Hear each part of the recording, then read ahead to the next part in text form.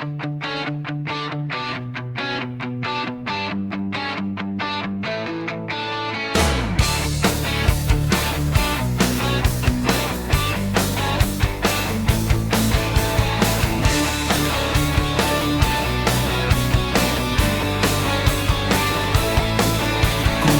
mong sisipin ang dati mong tinanggihang laso.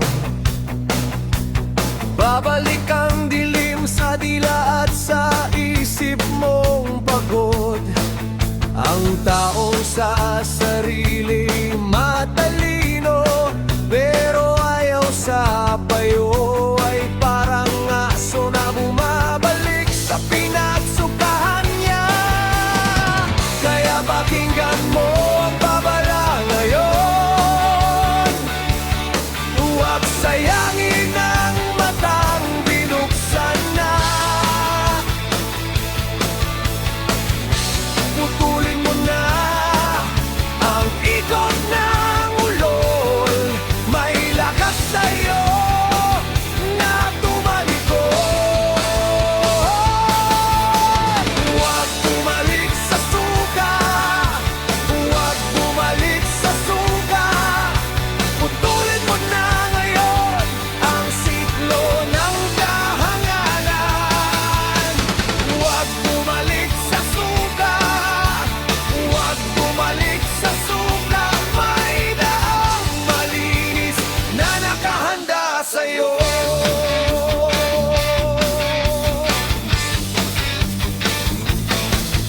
Kapag salita'y masakit at payo'y tinatapakan, ang puso'y lalo lang tumitigas sa kasalanan.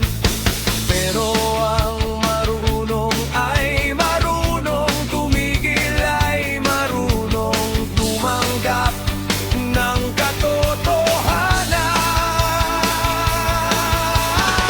Kaya pakinggan mo ang babala ngayon.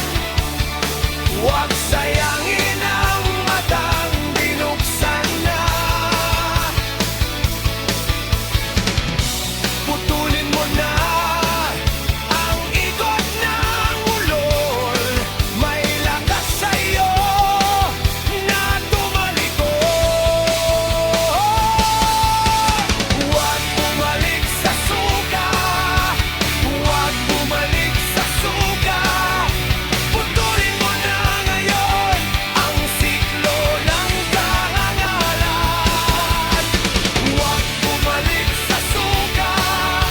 Huwag bumalik sa suka. May daang malinis na nakahanda sa'yo. Kung nadapa ka na, hindi ka doon dapat nanatili. Hindi ka sira, may bukas pa para sa'yo.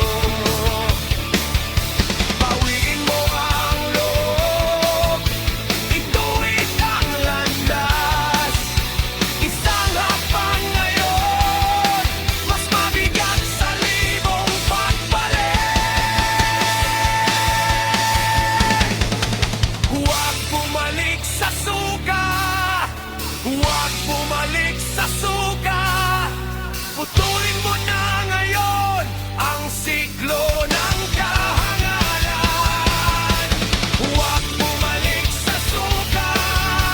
Huwag bumalik sa suka. May daang malinis na nakahanda sa'yo.